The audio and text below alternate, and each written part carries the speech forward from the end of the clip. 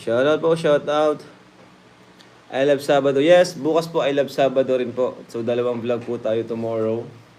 At si Dan po ay, di na rin makapaghintay. Guys, ito naman kasi si Joy, ba't di man lang pumayag na kahit magkape lang ba, no?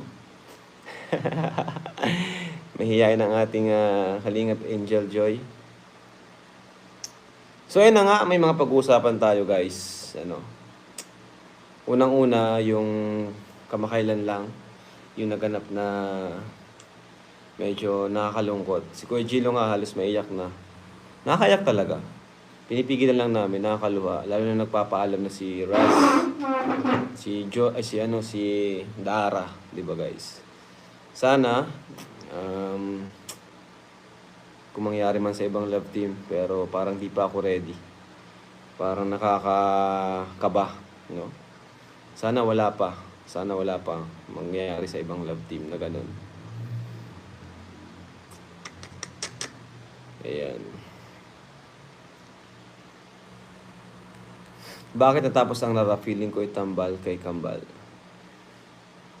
Yung pong pagtatapos ng Rara is decision po yun ni Dara. Actually, di naman talaga niya decision.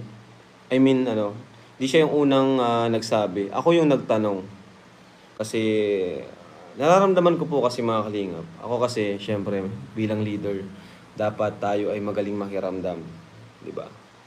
Nararamdaman ko na medyo naiilang siya.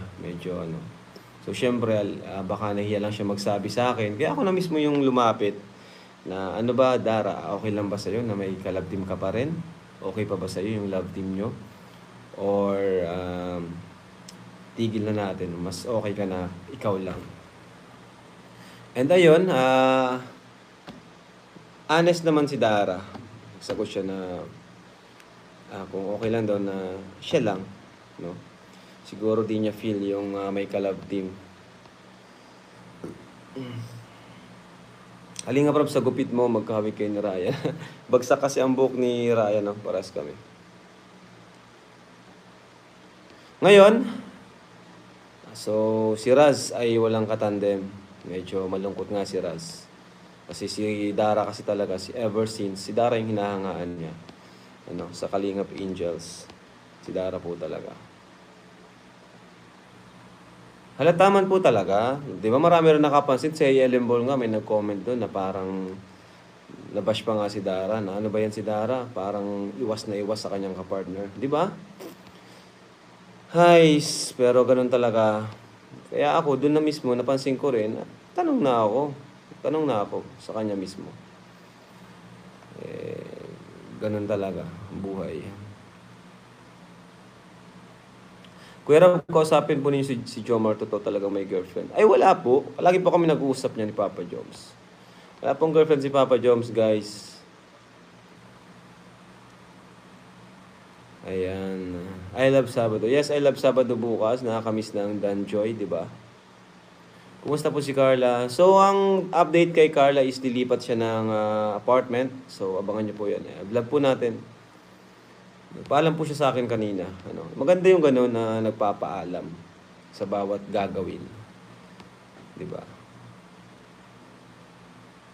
Si Habi na ang natameme kayo. Ay, isa pa yan. Grabe. Doon talaga, napaka-raw yung pag-uusap ng dalawa. Grabe, guys.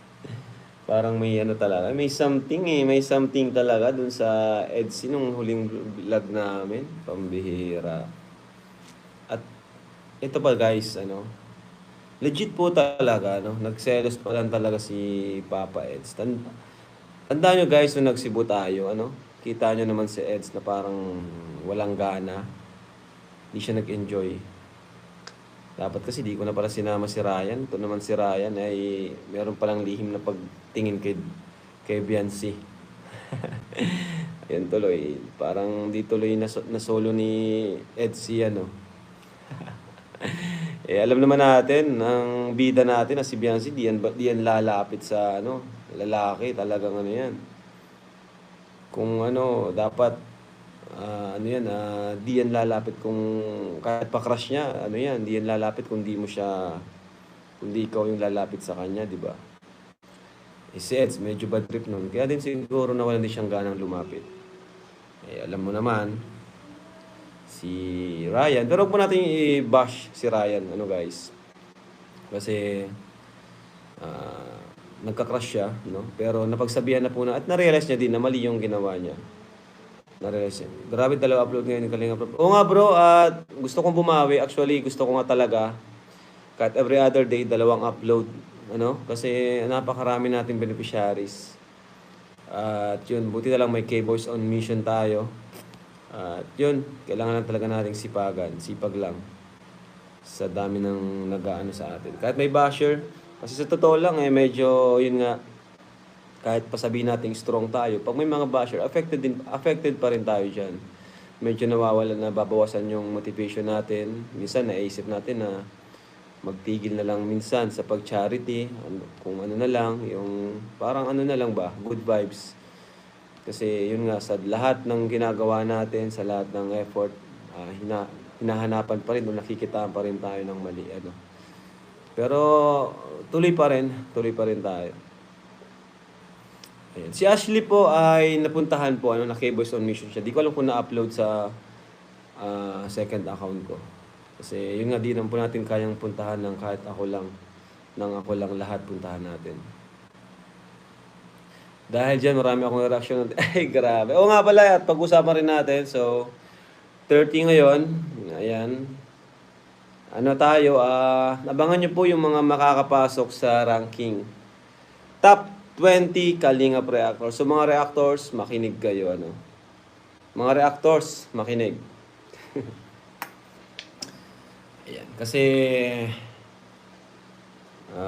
malalaman nyo kung sino yung top 20 Kalingap Reactors. At syempre, sa Kalingap Ball, may award yan. Kasi tuloy na po ang Kalingap Ball. December po yan. December po, Kalingap Ball. Ano? Siguro ay di ko sure kung isasabay na sa Christmas party. Siguro pagsabayin na lang para mas maganda.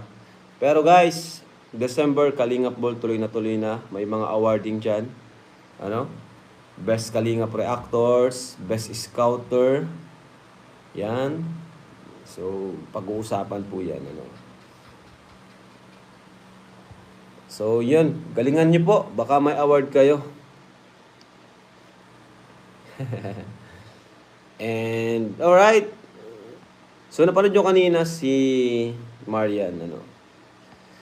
Mamaya magpapasurvey ako kung sino ba yung sa tingin nyo na pwedeng itambal kay Marian. Ano lang naman, sa serye lang naman guys. Serye lang po.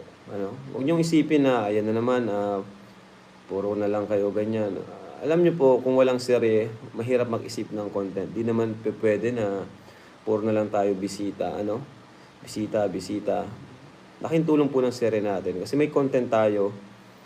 Ayan. Siyempre, yung content na yun, makakatulong mismo sa ating mga bida. Especially kay Marian.